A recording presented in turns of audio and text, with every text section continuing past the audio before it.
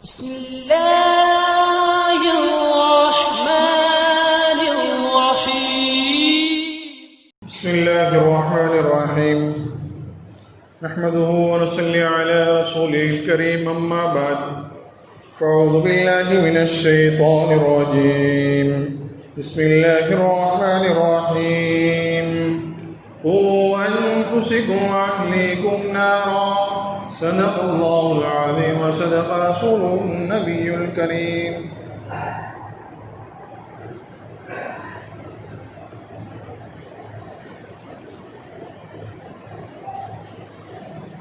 اللہ تبارک و تعالی نے اس پوری کائنات کے اندر بے شمار مخلوقات کو پیدا فرمایا اور اس وحدہ لا شریک نے انسان کے علاوہ تمام مخلوق کو اللہ رب العزت نے اس کی ضرورت کا علم عطا فرمایا. ایک انسان ہی ایک ایسی مخلوق ہے جس کو اللہ رب العزت نے بالکل جاہل اور ان پڑھ پیدا کیا. بچہ جب پیدا ہوتا ہے اس کو یہ بھی نہیں پتا ہوتا کہ اس کا باپ کون ہے. لوگ بتاتے ہیں بیٹا دیکھو پاپا ہے، ابا ہے، باپ ہے تیرا. یہاں تک کہ اس کو اس کے غذا کی بھی خبر نہیں ہوتی. اور دوسرے جانور سے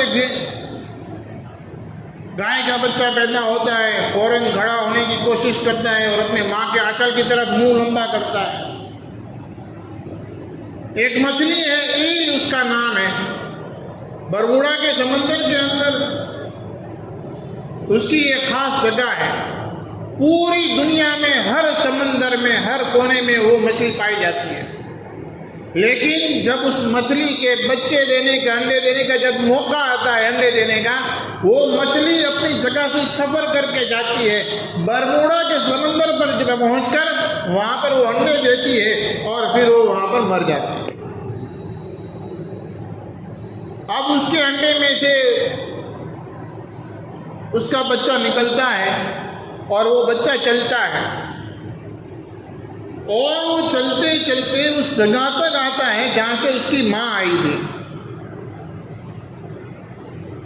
اس بچے کو کس نے بتایا کہ تیری ماں کہاں سے آئی تھی اور تجھے کس راستے سے جانا ہے؟ تیری ماں کس راستے سے آئی، تجھے کس راستے سے جانا ہے؟ اس کو کس نے سکھایا؟ اللہ نے سکھایا. آج تک کبھی ایسا نہیں ہوا کہ جو ایل مچھلی ہندوستان کے سمندر میں پائی جاتی ہے وہ مچھلی کسی اور سمندر میں سے نکلے. آج تک کبھی نہیں ہوا. لیکن انسان، اللہ رب العزت نے اس کو بالکل جاہل، ان پڑھ پیدا کیا. کیوں؟ کیونکہ اللہ رب العزت انسانوں کو مرنے کے بعد ان کا امتحان لیں گے اور پھر جو ان کا رزلٹ ہوگا اس کے اعتبار سے اللہ رب العزت ان کو سزا اور ان کو انعام دیں گے. اس لیے اللہ رب العزت نے ہمیں عقل سلیم عطا فرمائی اور ہمارے سامنے حق اور باطل کو واضح کیا. صحیح کیا ہے، غلط کیا ہے، اچھا کیا ہے، برا کیا ہے، سارا سب کچھ ہمارے سامنے کھول کے رکھ دیا. اور پھر اللہ رب العزت نے ہمیں کھلی اجازت دی، آپ کو جو چاہیے آپ استعمال کریں. اگر آپ چاہتے ہیں حق استعمال کریں، آپ چاہتے ہیں تو باطل پر چلیں، آپ چاہتے ہیں تو حلال پر چلیں، اگر نہیں اچھا ہے تو حرام پر چلیں. آپ کی مرضی ہے. دنیا میں آپ جو چاہیں گے اللہ رب العزت اسی کے مطابق آپ کے ساتھ کام کرے گا. مرنے کے بعد آپ کا جب حساب ہوگا اس وقت پتہ چل جائے گا کہ کیا اچھا تھا کیا برا تھا.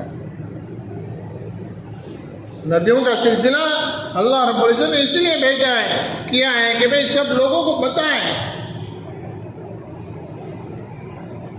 صحیح کیا ہے، غلط کیا ہے. اللہ کو ایک ماننا ہے، اس کے ساتھ اس کو شریک نہیں کرنا. نماز کی پابندی، دین اور شریعت کی پابندی، اللہ کے نبی علیہ الصلوۃ والسلام کے نبی کے سنت کے طریقے کی پابندی، یہ ساری چیزیں اللہ نے بتائی. یہ راستہ وہ ہے جو جنت تک جانے والا ہے. اس کے علاوہ جتنے راستے ہیں سارے جہنم کی طرف جانے والے ہیں.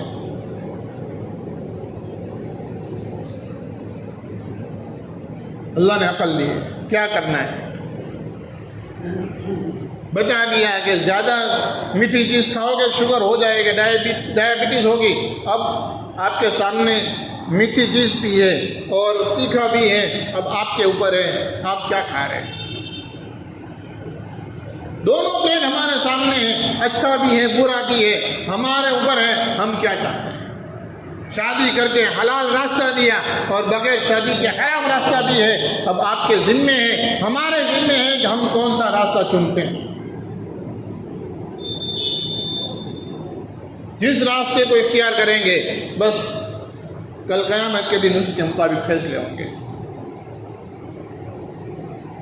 یہ صحیح اور غلط کی تمیز انبیاء علیہ السلام نے آ کر بتا دی۔ اب اللہ کے نبی علیہ السلام کے بعد اب کسی چیز کی تمیز کی اور کسی چیز کے واضح کرنے کی کوئی ضرورت باقی نہیں رہی۔ اللہ کے نبی علیہ السلام نے ساری چیزیں بتا دی۔ اب یہ ذمہ داری اللہ رب العزت نے حضور اقدس صلی اللہ علیہ وسلم کے واسطے سے اس امت پر رکھی ہے۔ چنانچہ اللہ کے نبی علیہ السلام نے فرمایا کلکم راعٍ وکلکم مسئول عن رعیتہ، کہ تم میں سے ہر آدمی ذمہ دار ہے اور ہر ایک کو اپنی ذمہ داری کے بارے میں پوچھا جائے گا۔ چنانچہ باپ اپنے بیٹے کا ذمہ دار ہے، ماں اپنی بیٹی کی ذمہ دار ہے، شوہر اپنی بیوی کی ذمہ دار ہے، اور اسی طریقے سے محلے کا جو آدمی ہے وہ اپنے محلے والوں کا ذمہ دار ہے، ہر کوئی ایک دوسرے کا ذمہ دار ہے۔ اور قیامت کے دن ہر ایک کو اپنی ذمہ داری کے بارے میں پوچھا جائے گا۔ اللہ کہیں گے میں نے تجھے باپ بنائے گا، تجھے اولاد دی تھی، تو نے اپنی ذمہ داری پوری کی یا نہیں کی۔ شوہر سے پوچھا جائے گا تو شوہر تھا، تجھے ہم نے بیوی کی نعمت عطا کی تھی، تو نے اپنی ذمہ داری پوری کی یا نہیں کی۔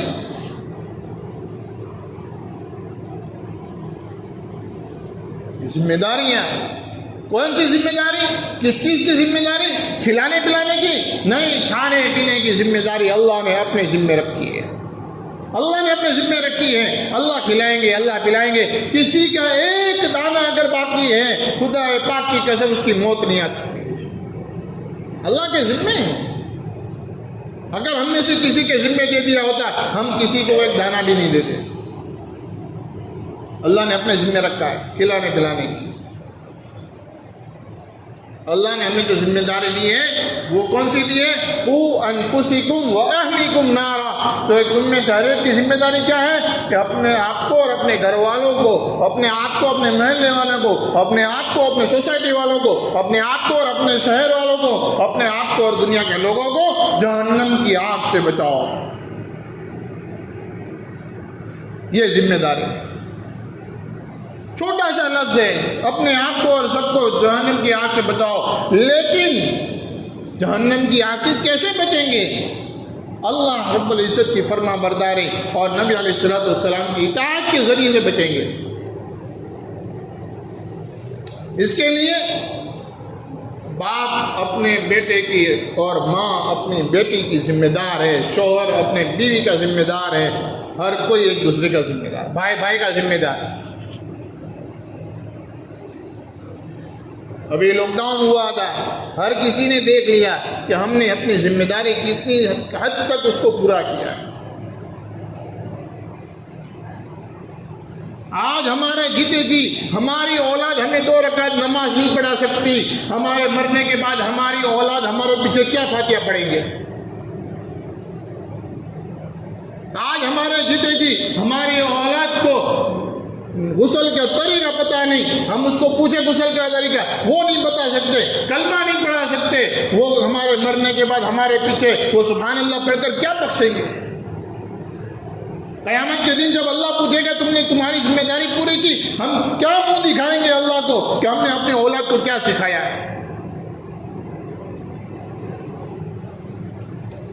اپنی اولاد کو دینداری سکھانی یہ مسجد کے امام کی ذمہ داری نہیں، یہ کسی مولوی صاحب کی، کسی امام کی، کسی مدرس کی ذمہ داری نہیں ہے، یہ باپ کی ذمہ داری ہے اپنے بیٹے کو سکھائیں، ماں کی ذمہ داری ہے اپنی بیٹی کو سکھائیں کہ بیٹا حق کیا ہے اور خراب اچھا کیا ہے برا کیا ہے۔ ماں اپنے بیٹی کو سکھائیں کہ بیٹا غسل کیسے کرنا ہے، کب کرنا ہے اور کیوں کرنا ہے، یہ ماں سکھائے گی۔